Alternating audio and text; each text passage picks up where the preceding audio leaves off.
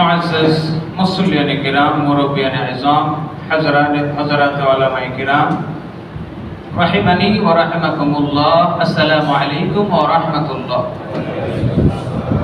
महान अल्लाह जल्ल जलालुहु अम्मा नवालुहु शाही बारगाहे शुक्र एवं सुजूद आदाय करছি যে রব্বুল আলামিন পবিত্র মাহে শাওয়াল মাসের আজকের চতুর্থ জুমা এবং এই চন্দ্র মাসের আজকে সর্বশেষ জুমায় আল্লাহ রাব্বুল আলামিন দয়া করে মায়া করে মেহেরবানি করে আমাদেরকে তার ঘরের মেহমান বানিয়ে আল্লাহর জিকির, নবীর দরুদ ও সালাম পাঠ করার তৌফিক দান করেছে। সেই মহান মনিবের দরবারে কালেমাতুল শুকর আদায় করে জবান খুলে সকলে সমস্যারে বলি আলহামদুলিল্লাহ। আরো যৌক শৌক মহব্বত দিয়ে বলি আলহামদুলিল্লাহ।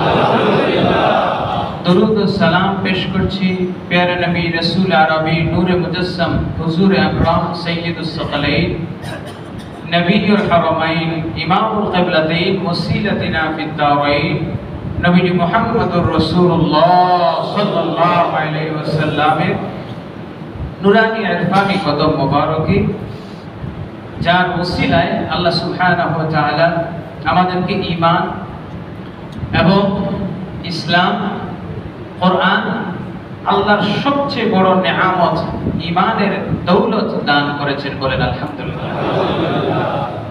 এবং এই ঈমানের দৌলতের কারণে, ঈমানের মতো এত দামি জিনিস আমাদেরকে দেওয়ার কারণে পৃথিবীর সকল মাখলুক, সকল জাতি, সকল সম্প্রদায়ের মধ্যে মুমিনদের সম্মান, মুমিনদের মর্যাদা আল্লাহর কাছে সবার চেয়ে বেশি। সুবহানাল্লাহ।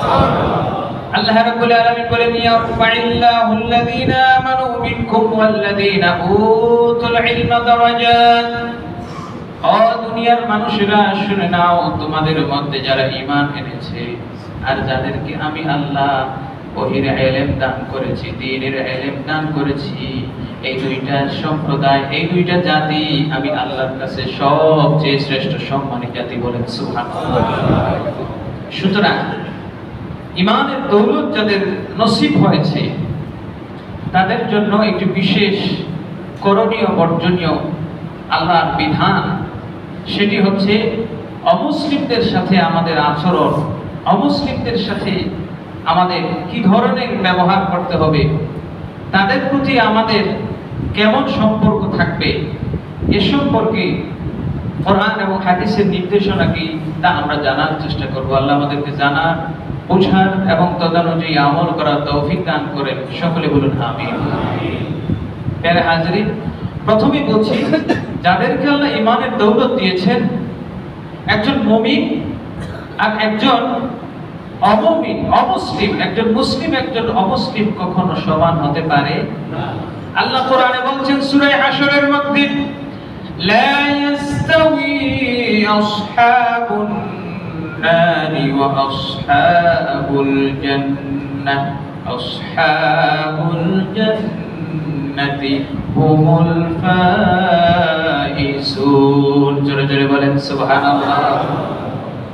লা ইস্তাউই, কখনো সমান হতে পারে না, আসহাবুন নারি ওয়া আসহাবুল জান্নাহ, যারা জাহান্নামী আর যারা জান্নাতি তারা কখনো সমান হতে, যার ঈমান আছে আর যার ঈমান নাই, দুইজন কখনো সমান হতে। এই বিষয়টা বোঝার জন্য আজকের এই টপিকটা নেওয়া। দুইটি বিষয় আমাদের সাম্প্রতিক ঘটে যাওয়া কিছুদিন পূর্বের ঘটনা।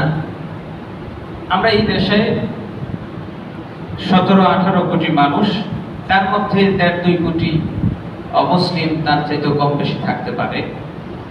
তা সত্ত্বেও 95 বা তার বেশি কম বেশি শতাংশ এই বাংলাদেশে কিছুদিন পূর্বে আপনারা জেনেছেন ফরিদপুরের মধুখালীতে দুইজন মুসলমান, দুই ভাই সহোদরকে মন্দির আগুন দেওয়া বা যে কোনো কারণেই হোক তাদেরকে পিটিয়ে একেবারে দুনিয়ার থেকে বিদায় করে দেওয়া হয়েছে, শহীদ করে দেওয়া হয়েছে, বলেন ইন্না লিল্লাহি ওয়া ইন্না ইলাইহি রাজিউন। তার পূর্বে আপনারা দেখেছেন পার্বত্য চঞ্চল অঞ্চলে সেখানে কুকিচিন বা তাদের এই জঙ্গি গোষ্ঠীগুলো আপনার ব্যাংক ডাকাতি থেকে শুরু করে মুসলমানদের মসজিদে গিয়ে আক্রমণ করেছে। এই ঘটনাগুলোর আলোকে যে বিষয়টি আমাদের চোখে আঙুল দিয়ে দেখিয়ে দিচ্ছে যে পৃথিবীর শুরু থেকে নিয়ে আজও পর্যন্ত ঈমানদার এবং বেঈমান, মুসলিম এবং অমুসলিম কখনো একসাথে থাকতে পারে? তেল আর পানি কখনো মিশতে পারে না। রাসূল আকরাম সাল্লাল্লাহু তাআলা আলাইহি ওয়াসাল্লাম যখন মদিনায় গেলেন, মদিনায় যাওয়ার পরে আল্লাহর হাবিব সাল্লাল্লাহু তাআলা আলাইহি ওয়াসাল্লাম যখন মদিনায় ইসলামী সালতানাত কায়েম করলেন, কায়েম করার পর মদিনার মধ্যে তিনটি প্রধান ইহুদি গোত্র ছিল। তিনটি প্রধান গোত্রের মধ্যে বনু কায়নুকা, বনু নাজির এবং বনু কুরাইজা, এই তিনটি গোত্র খুবই শক্তিশালী ছিল। তাদের দৃঢ় অবস্থান ছিল। নবী সাল্লাল্লাহু আলাইহি ওয়াসাল্লাম তাদের সাথে চুক্তি করেছিলেন যে তোমরা এই দেশে শান্তিতে বসবাস করবে, কেউ তোমাদেরকে আক্রমণ করবে না, কিন্তু মনে রাখবে এই দেশ সংখ্যাগরিষ্ঠ মুসলমানদের দেশ। মুসলমানদের দিকে কখনো আঙুল তোলার চেষ্টা করবে, সেই আঙুল থাকবে। আজকে সংখ্যাগরিষ্ঠ মুসলিম রাষ্ট্রে কিভাবে অমুসলিমরা পথে ঘাটে, রাস্তাঘাটে আমরা চলতে ফিরতে যে জিনিসটা এখন লক্ষ্য করি। আগে কিন্তু এই দেশে অমুসলিমরা যখন থাকতো মুসলমানদেরকে সবিহ করতো। কথা বলে ঠিক কিনা? কথা বলে ঠিক কিনা? কিন্তু বর্তমানে এখন আর সেই জিনিসটা নাই। রাসূল আকরাম সাল্লাল্লাহু আলাইহি ওয়াসাল্লাম উম্মতকে জানিয়ে দিচ্ছেন, ও আমার উম্মতরা, ইদা সালাকাকুম ফিত তরিকি, যখন তোমরা রাস্তায় চলবা, ফাসলুকু ফি ওয়াসতিত তরিক, তোমরা রাস্তার মাঝখান দিয়ে হাঁটবা। কারণ যখন রাস্তার মাঝখান দিয়ে হাঁটবা, যেন ইহুদি, নাসারা, অমুসলিম, মুশরিক, মুনাফিক, কাফের, বেঈমানরা রাস্তার এক পাশ দিয়ে কর্নার দিয়ে হেঁটে যেতে বাধ্য হয়। বলেন সুবহানাল্লাহ। এই সূক্ষ্ম একটা হাদিস যদি আমরা একটু বিশ্লেষণ করি, নবীজি কেন রাস্তার মাঝখান দিয়ে হাঁটতে বলছেন? যাতে কাফেররা লাঞ্ছিত, অপমানিত, অপদস্থ হয়। আজকে আমরা দেখতে পাই আল্লাহ পাক যেখানে বলছেন লা ইয়াত্তাখিযুল মুমিনুনাল কাফিরিনা আউলিয়া মিন দুনিল মুমিনিন, কোন ঈমানদার কোন কাফেরকে, বেঈমানকে, মুশরিককে বন্ধু হিসেবে কখনো গ্রহণ করতে পারে? আজকে আমাদের ব্যক্তি পর্যায়ে বলেন, সামাজিক পর্যায়ে বলেন, জাতীয় পর্যায়ে বলেন, জাতীয় পর্যায়ে যদি দেখি যে মুসলিম রাষ্ট্রগুলোর মাঝে, মুসলিম রাষ্ট্রগুলোর সাথে সম্পর্কের চাইতে অমুসলিম রাষ্ট্রগুলোর সাথে আমাদের সম্পর্ক কম না বেশি? কথা বলেন, কম না বেশি? অথচ আল্লাহ বলছেন লা ইয়াত্তাখিযুল মুমিনুনাল কাফিরিনা মিন দুনিল মুমিনিন, কোন মুমিন, ঈমানদার, মুমিন ছাড়া কাফেরকে বন্ধু রূপে গ্রহণ করতে পারে?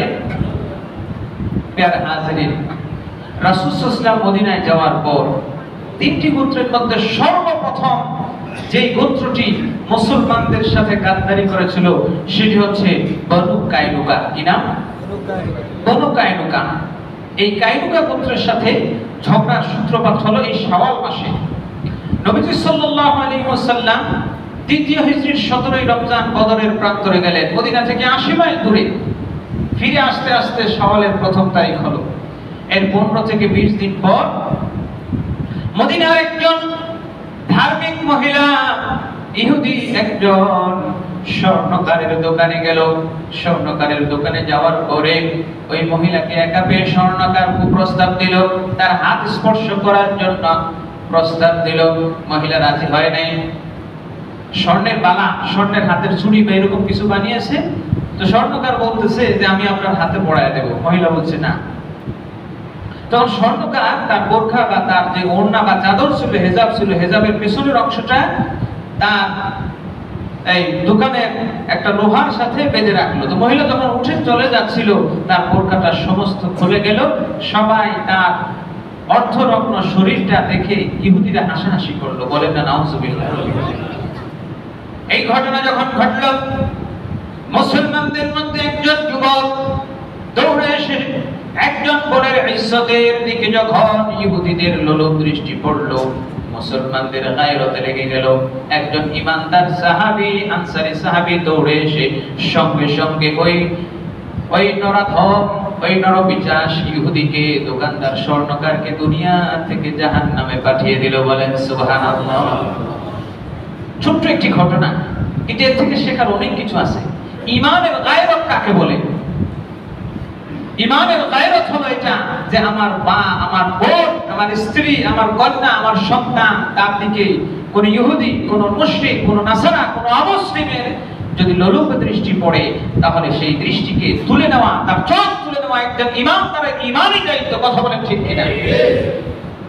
সোশ্যাল মিডিয়াগুলোতে আজকে এই তথ্যগুলো সঠিক কিংবা ব্যাঠিক যেটাই হোক না কেন, কিন্তু এই ঘটনা আমাদের সমাজে অহরহ হচ্ছে। শত শত মুসলিম নারীদেরকে আমাদের দেশ থেকে পার্শ্ববর্তী অমুসলিম রাষ্ট্রে নিয়ে ধোঁকা দিয়ে, প্রবঞ্চনা দিয়ে পতিতালয়ে বিক্রি করার তথ্য সমাজে ঘটতেছে, হচ্ছে। এরকম তথ্য আমাদের সকলের জানা আছে না নাই? প্যারা হাজরিন, এই যে ঘটনা, আপনি নিছক ঘটনা হিসেবে নিলেই হবে না। প্যারা হাজরিন, আল্লাহর হাবিব সাল্লাল্লাহু আলাইহি ওয়াসাল্লাম যখন এই বনু কায়নুকার মধ্যে ঘটনা ঘটলো, ওই সাহাবী যখন ওই মহিলার ইজ্জত, মুসলিম নারীর ইজ্জত, সম্মান রক্ষার্থে ঝাঁপিয়ে পড়লো, ইহুদিরাও কিন্তু চুপ করে বসে রয় নাই, তারাও ওই যুবককে শহীদ করে দিল। বলেন ইন্না লিল্লাহি ওয়া ইন্না ইলাইহি রাজিউন। সেদিন আরেকটা ঘটনা দেখলাম, ঈমানের গায়রত যদি কারো থাকে।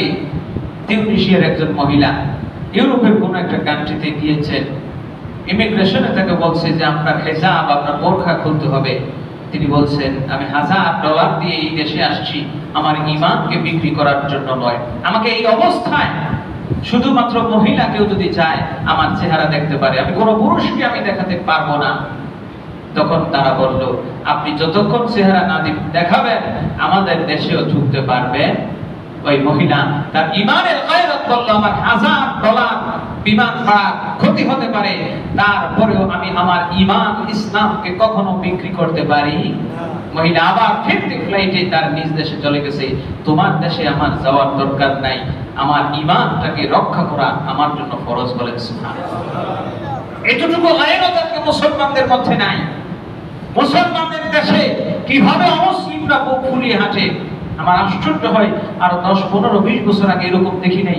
অমুসলিমদেরকে রাস্তা ঘাটে যেভাবে এখন তারা চলে, কথা বল ঠিক কিনা, বুক ফুলিয়ে, বুক টান টান করে চলে।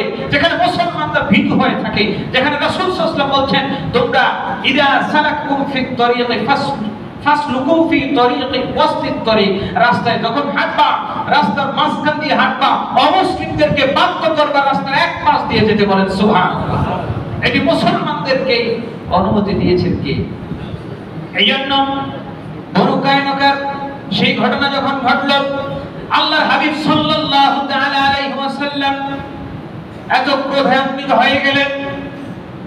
মুসলমান স্বর্ণকারকে মারল, ইহুদিরা মুসলমানকে শহীদ করে দিল। আল্লাহর হাবিব বললেন যে ইহুদিরা আমার একজন ঈমানদার মুসলিম নারীর প্রতি চোখ তুলতে পারে, ওই ইহুদিদেরকে এই দেশে থাকতে দেওয়া যাবে? ওই অমুসলিমকে এই দেশে থাকতে দেওয়া যাবে? প্যারা হাজরিন, দুঃখের সাথে বলতে হয় এই দেশে অমুসলিমরা আমার মুসলমান ভাইদেরকে পিটিয়ে শহীদ করে দিচ্ছে, মুসলমান নারীদেরকে ইজ্জত লুণ্ঠন করছে, হাজার হাজার মুসলমানদেরকে পতিতালয়ে বিক্রি করে দিচ্ছে। আমরা সবাই মুখ বন্ধ করে, চোখ বন্ধ করে রাখতেছি। কথা কোন ঠিক কিনা? এটাই কি ঈমানের গায়রত? রাসূল সাল্লাল্লাহু আলাইহি ওয়াসাল্লাম বললেন বদরের যুদ্ধে ক্লান্ত শান্ত সাহাবায়ে কেরাম মাত্র 15-20 দিন হলো মদিনায় ফিরে আসছেন। নবীজির কন্যা রুকাইয়া ইন্তেকাল করেছেন।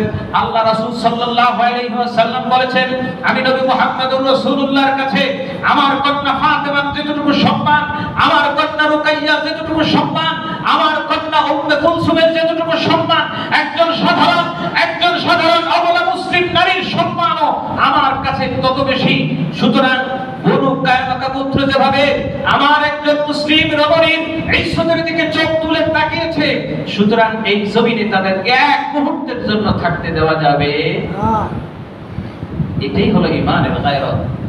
দুঃখের সাথে বলতে হয় কতটুকু দুঃসাহস হলে তারা এই কাজগুলো পার্বত্য অঞ্চলে যে কাজটুকু করেছে, এদেরকে এখনই তো মাটির সাথে মিশিয়ে দেওয়া উচিত।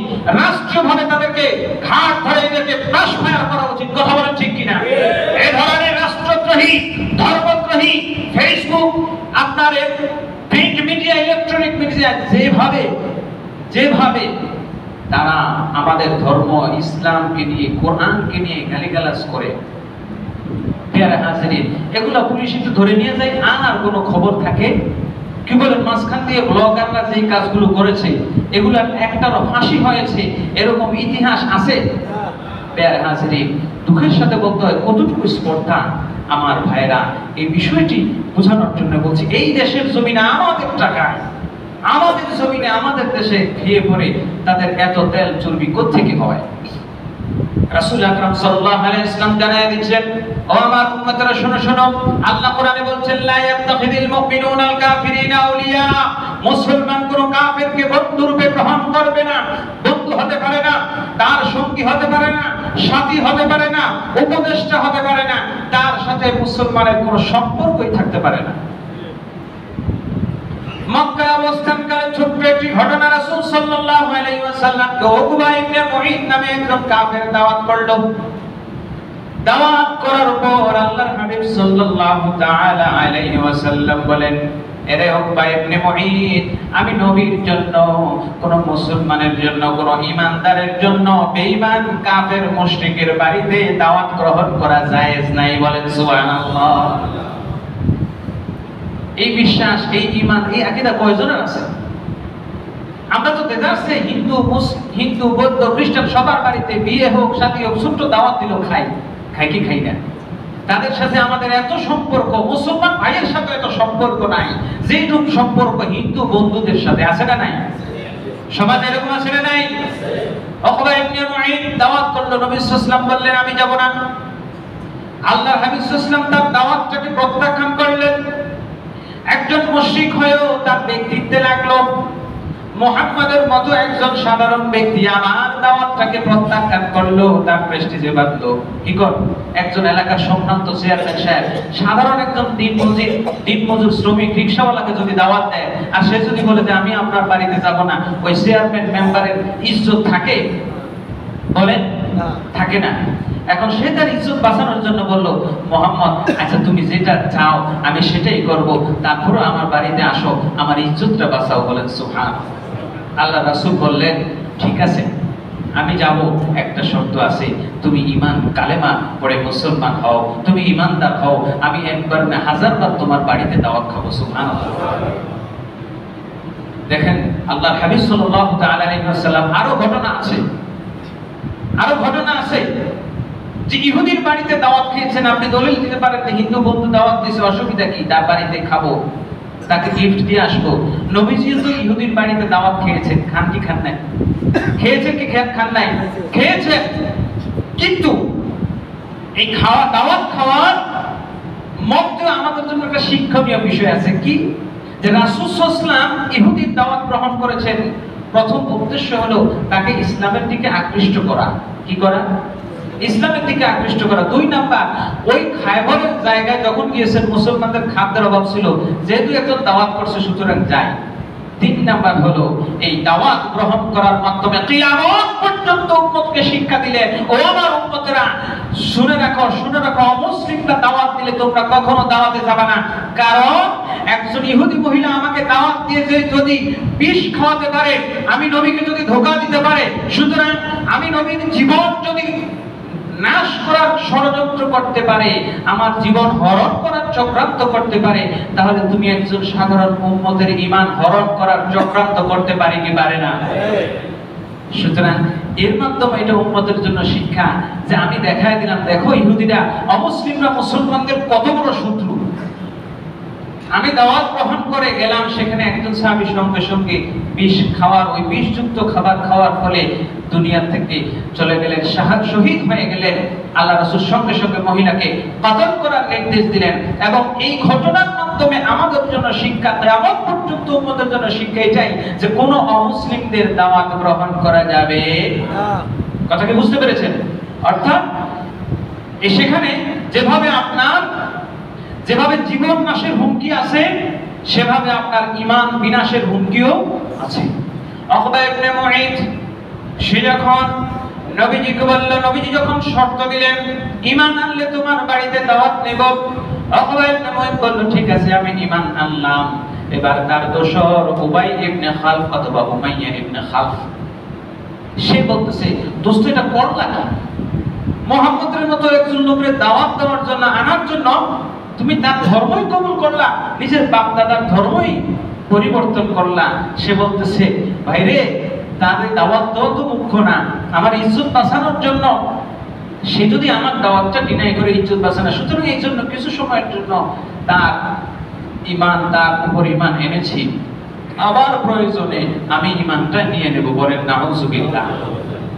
এবার উমাইয়া ইবনে খালফ বলতেছে মুহাম্মদের শর্ত যদি মানো তা আমারটা মানতে হবে, তো মুহাম্মদের নিয়ে তোমার দাওয়াত খাওয়াও, আমি যাব না।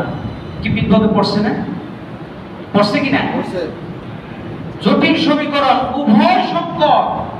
এই জন্য এর থেকে শিক্ষণীয় ঘটনা আছে। আপনার একদিকে ইমানদার বন্ধু, আরেকদিকে বেঈমান বন্ধু। আপনি কোন দিকে যাবেন? ইমানদারের দিকে যাবেন নাকি বেঈমানের দিকে যাবেন? দুইজনই ধরেন শত্রু, কিংবা ইমানদার শত্রু, আরেকদিকে বেঈমান বন্ধু।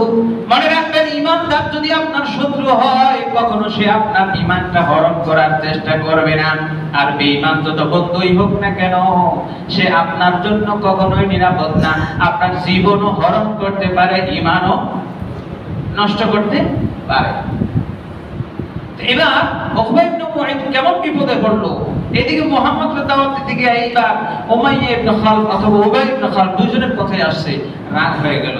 বলতেছে আমি তোমার বাড়িতে যাব, এক শর্ত আছে, যদি তুমি মুহাম্মদের কাছে গিয়ে তিনটা কাজ করতে পারো। একটা কাজ, সেই কাজটা হলো মুহাম্মদকে গিয়ে থুতু নিক্ষেপ করবা তার চেহারার মধ্যে। বলেন নাউজুবিল্লাহ।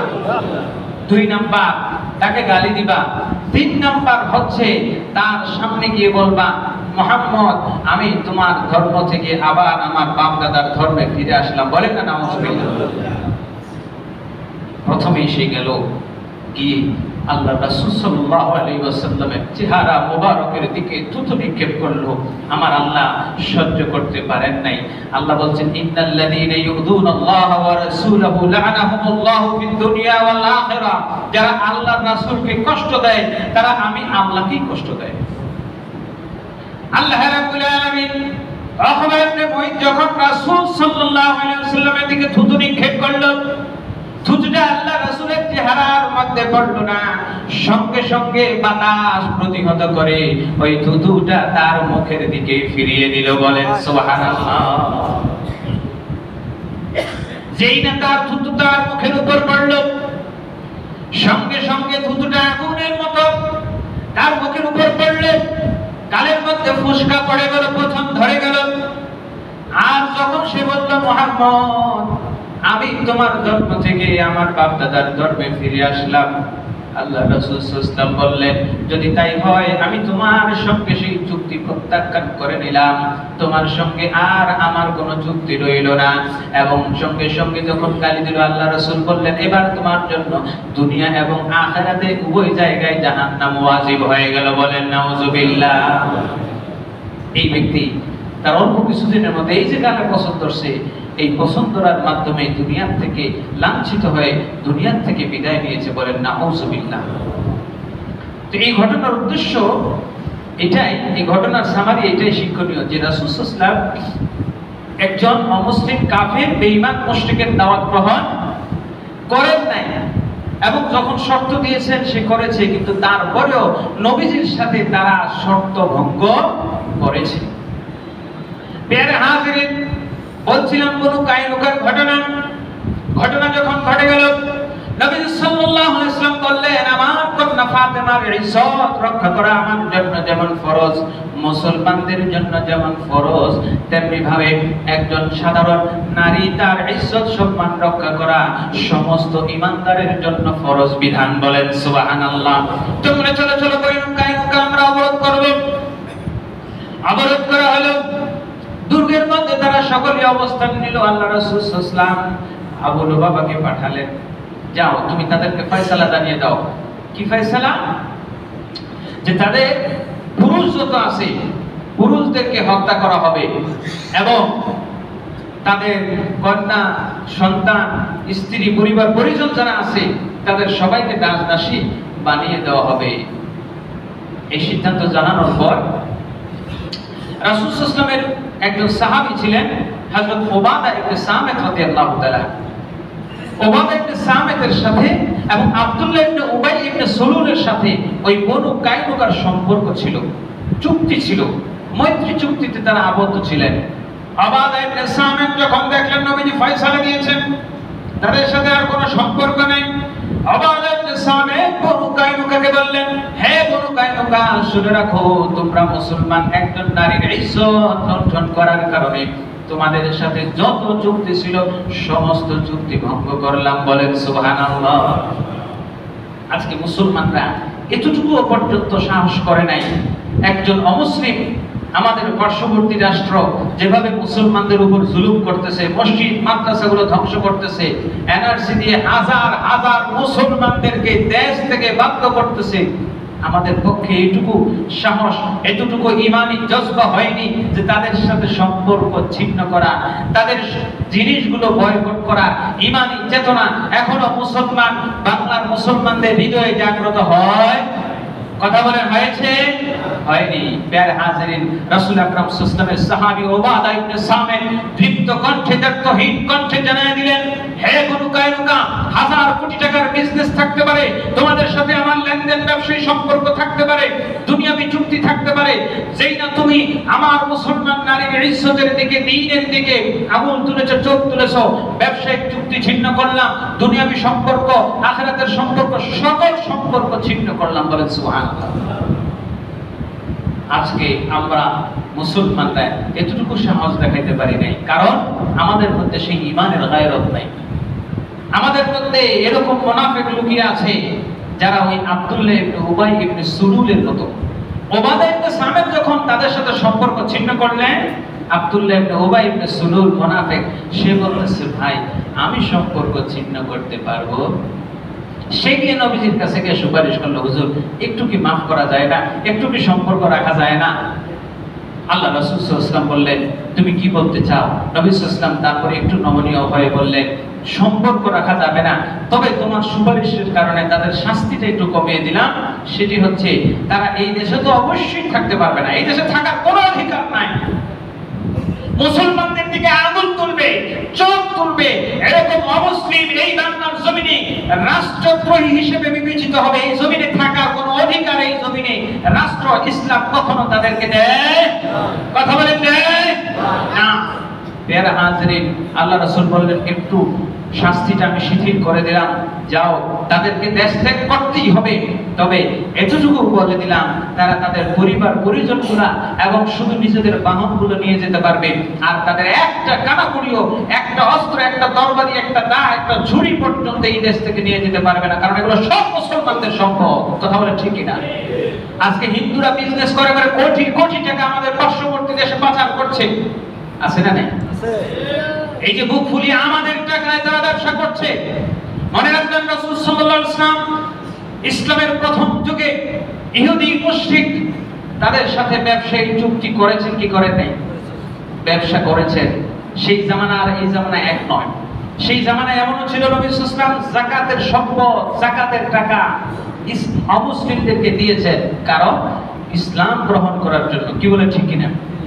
কিন্তু এই জামানায় একজন অমুসলিমকে আপনার সম্পদ, আপনার টাকা দিয়ে কখনো সাহায্য করা জায়েজ?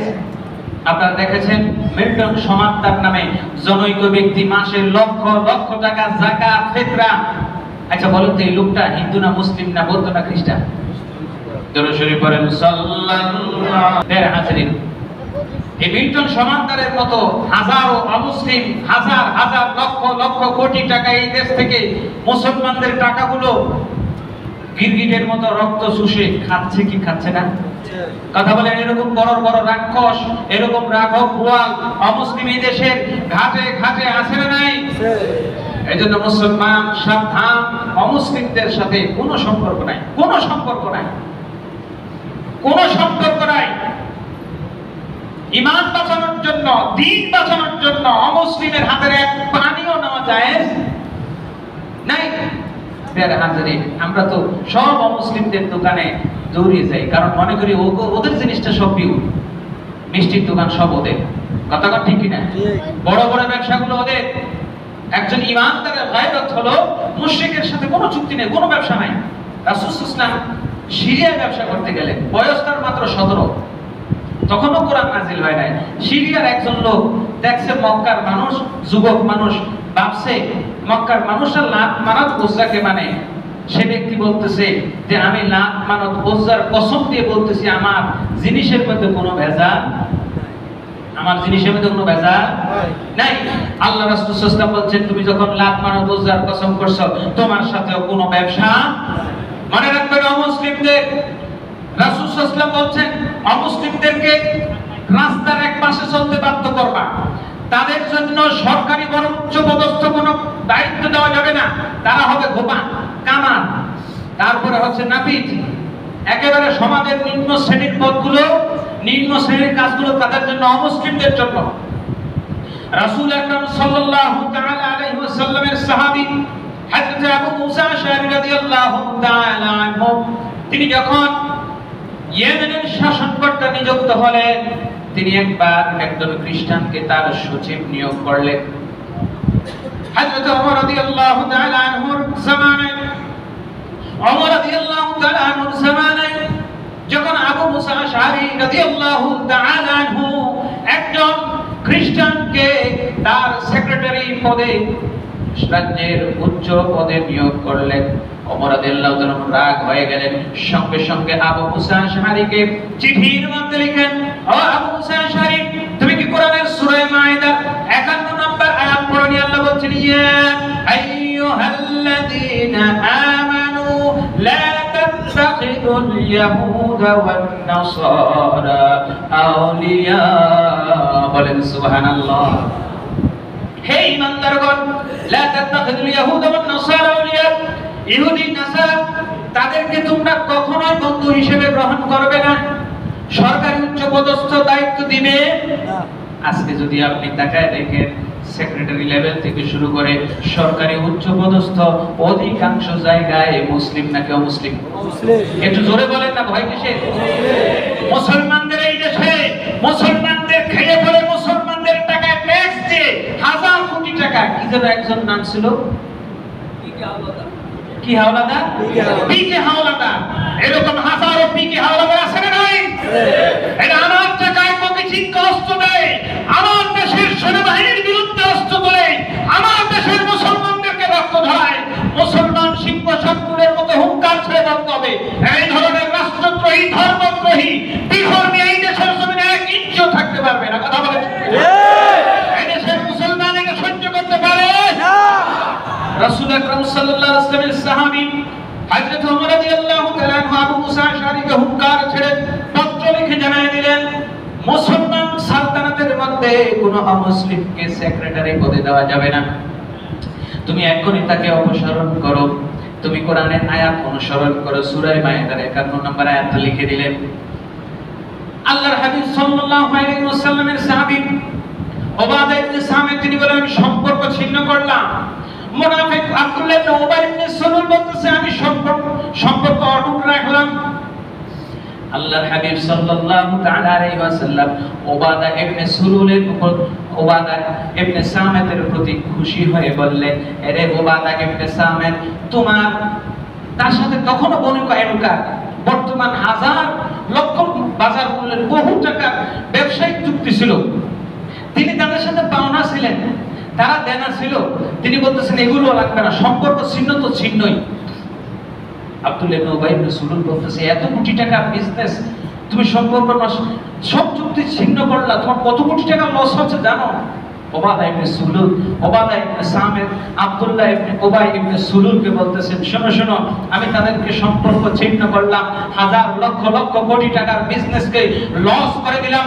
আমার একটাই উদ্দেশ্য, আমার আল্লাহ তাদের সাথে সম্পর্ক ছিন্ন করেছেন। আল্লাহ বলেন, বারাআতুম মিনাল্লাহি ওয়া রাসূলিহি ইলাল্লাযিনা আহাদতুম মিনাল মুশরিকিন। আমাদের পার্শ্ববর্তী চতুর্দিকে হিন্দু থাকতে পারে, অমুসলিম থাকতে পারে, ৭০,০০০ বর্গ মাইলের এই ক্ষুদ্র বাংলাদেশ হতে পারে, কিন্তু ইমানদার, ইমানের তাকাদায় আমাদের পার্শ্ববর্তী অমুসলিমদের সাথে ব্যবসায়িক, রাজনৈতিক সমস্ত সম্পর্ক আমরা ছিন্ন করতে রাজি আছি মুসলমান? মুসলমানদের সাথে অমুসলিমদের কোনো সম্পর্ক থাকতে পারে না। সম্পর্ক আমরা ছিন্ন করতে চাই কি চাই না? প্যারা হাজিরিন, আল্লাহ হাবিব সাল্লাল্লাহু আলাইহি ওয়াসাল্লাম উবাদা ইবনে সামিতের সম্পর্ক চিনতে খুশি হয়ে গেলেন। তিনি বললেন, ইয়া রাবা, কত বড় চুক্তি, কত বড় সম্পর্ক! তুমি যখন কাইনুকার সাথে বনু কাইনুকার সাথে সম্পর্ক ছিন্ন করেছো, আসমানের ফেরেশতার সাথে তোমার সম্পর্ক হয়ে গেছে। সুবহানাল্লাহ। হাজার লক্ষ কোটি টাকার বিজনেস লস করেছো, ক্ষতি করেছো, তোমার জান্নাত আল্লাহর জন্য, আল্লাহ তোমার জন্য জান্নাত অবধারিত করে দিয়েছে। প্যারা হাজিরিন, এইজন্য রাসূল আকরাম সাল্লাল্লাহু আলাইহি ওয়াসাল্লাম যখন সিরিয়ায় ব্যবসা করতে গেলেন, এবং অন্যান্য সময়ও ইহুদিরা বারবার, অমুসলিমরা, মুশরিকরা নবীজিকে ধোঁকা দিয়েছে, এবং উম্মতকে এই ধোঁকা নবীজি জানতেন। যেমন ইহুদির বাড়িতে দাওয়াত, ইহুদি মহিলাদের বিষ মিশিয়েছে, এটা নবীজি জানতেন কি জানতেন না? অবশ্যই জানতেন। আল্লাহ নবীজিকে এত কিছু জানায় দিলেন, আর এটার মধ্যে বিষ আছে, এটা জানবেন না? একটা ছোট্ট ঘটনা, নবীজি সাল্লাল্লাহু আলাইহি ওয়াসাল্লামের উট তাবুকের যুদ্ধে থেকে ফেরার সময় উটটা হারিয়ে গেল। উট হারিয়ে যাওয়ার পর রাসূল সাল্লাল্লাহু ফিরে আসতেছেন, উটটা কই গেল সব সাহাবী খুঁজতে লাগলেন। তখন কিছু মুনাফিক বলতে লাগলো যে উনি আসমানের উপরে কি আছে সব বলতে পারে, মাটির 100 হাত 3000 ফুট নিচে কি আছে বা আছে তাও বলতে পারে, কে কি দিয়ে ভাত খাইছে রাতের অন্ধকারে, কে কি করে তাও বলতে পারে কি পারে না? তাও বলতে পারে। তো ওটা কোথায় গেছে তা বলতে পারে। ওর খোঁজার জন্য সব পেরেশান হয়ে গেছে। আল্লাহর হাবিব সাল্লাল্লাহু আলাইহি ওয়াসাল্লামের কানে যখন পৌঁছলো, আল্লাহর হাবিব বললেন, ও আমার সাহাবীরা শোনো শোনো, আল্লাহ রাব্বুল আলামিন আমাকে উতিতু ইলমাল আউয়ালিন ওয়াল আখিরিন, আল্লাহ পৃথিবীর পূর্ব থেকে পশ্চিম, উত্তর থেকে দক্ষিণ, শুরু থেকে শেষ পর্যন্ত যত ইলম আছে সব ইলম জ্ঞান আমাকে দান করেছেন। সুবহানাল্লাহ। আল্লাহ নিজেই বলছেন, ওয়া আল্লামাকা মা লাম তাকুন তা'লাম, নবী আপনি যেটা জানতেন না আমি সব আপনাকে জানিয়েছি। তারা আমাকে এই কথা বলছে, যাও যাও অমুক জায়গায় খেজুর, অমুক টিলার পেছনে একটা খেজুর গাছ আছে, ওই খেজুর গাছের সাথে আমার মোটের রশিটা পেঁচায় গেছে, আসতে পারতেছে না, তোমরা যাও নিয়ে আসো।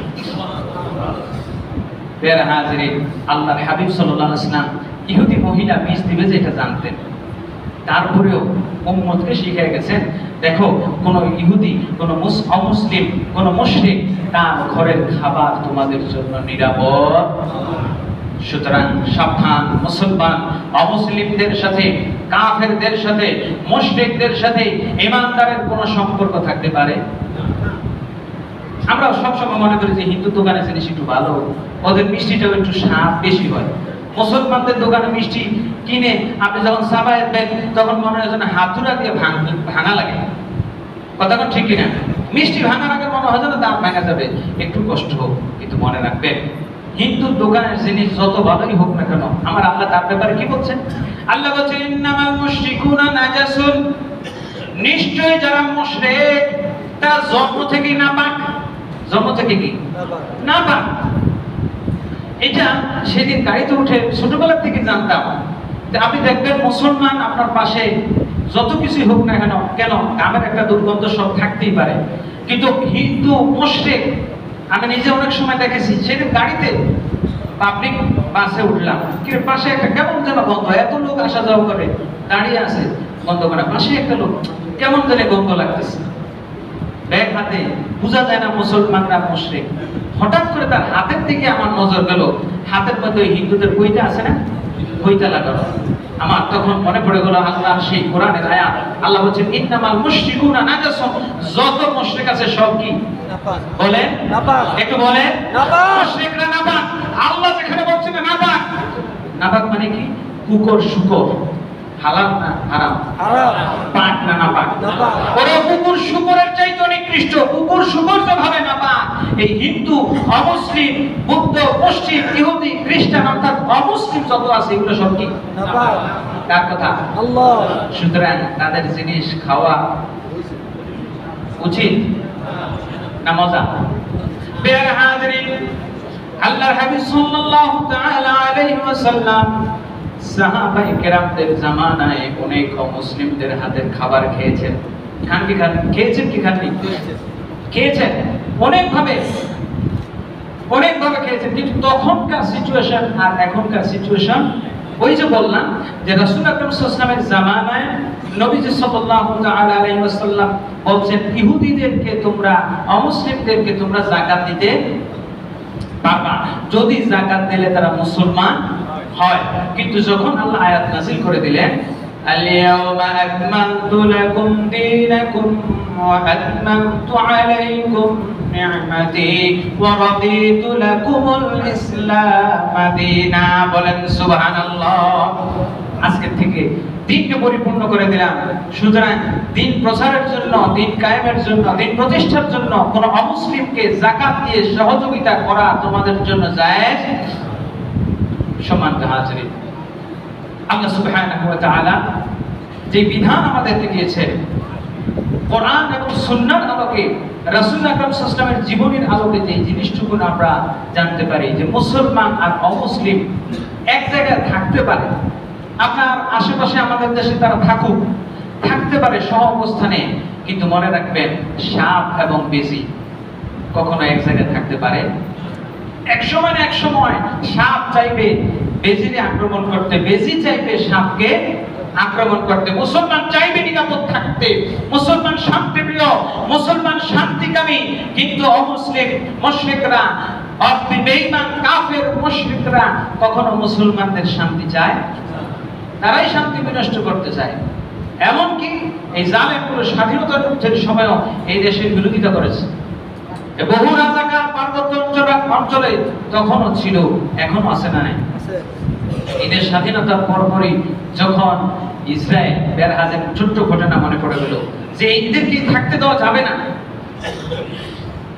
48 সালের পরে যখন দ্বিতীয় বিশ্বযুদ্ধের পরে যখন ইহুদিদেরকে হিটলার তাড়ায় দিল, দেশ থেকে বহিষ্কার করে দিল, আল্লাহ রাসূল সাল্লাল্লাহু আলাইহি ওয়াসাল্লাম বলেন, আল্লাহ নবী সাল্লাল্লাহু তাআলা আলাইহি ওয়াসাল্লাম আজ থেকে ১,৫০০ বছর পূর্বে জানায় দিচ্ছেন আখরিজুল ইয়াহুদ ওয়ান নাসারা ওয়াল মুশরিকিনা মিন জাজিরাতিল আরব।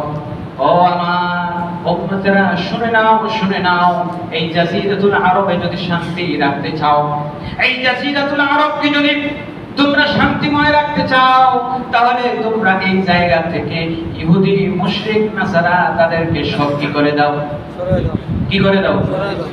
সরায় দাও। আজকে আমাদের পার্শ্ববর্তী রাষ্ট্রগুলো তারা দেখেন, তারাই কাজটা করতেছে।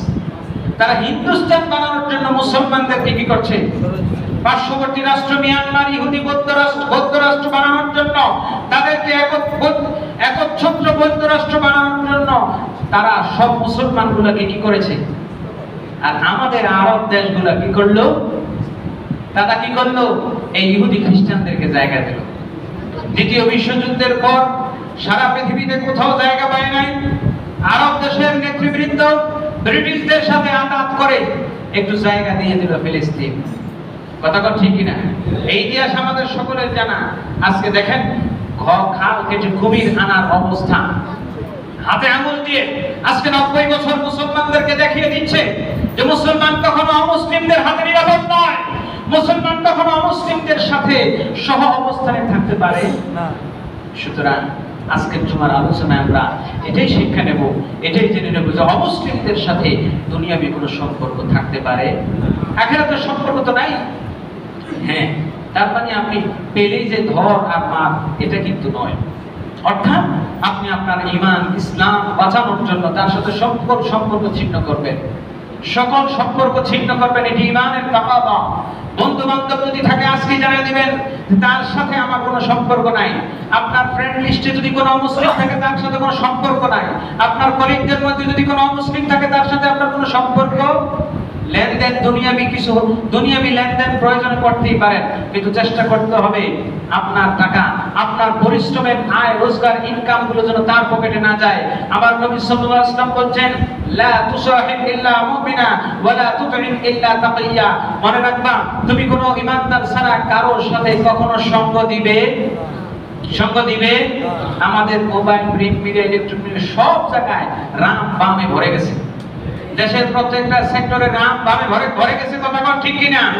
এই রাম বামদেরকে যতক্ষণ পর্যন্ত এই দেশ থেকে বের করে না করা হবে, এদেরকে যখন একটা জায়গায় নির্দিষ্ট কোণঠাসা করে না রাখবেন, এরা কিন্তু আপনার আমার মাথার উপরে লবণ রেখে বড়ই খাবে। কথা কোন ঠিক কিনা?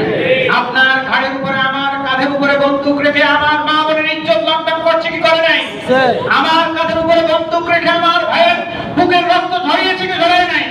সুতরাং আজকে থেকে আমাদের আশেপাশে অমুসলিমরা থাকবে, তারা থাকবে, তারা নিরাপদেই থাকবে, আমরা তাদের প্রতি আক্রমণ করব না, কিন্তু স্মরণ রাখতে হবে তাদের কাছে আমরা কখনো নিরাপদ না। সাম্প্রতিক এই ঘটনাগুলো আমাদেরকে চোখে না বলতে এটাই দেখিয়ে দিচ্ছে।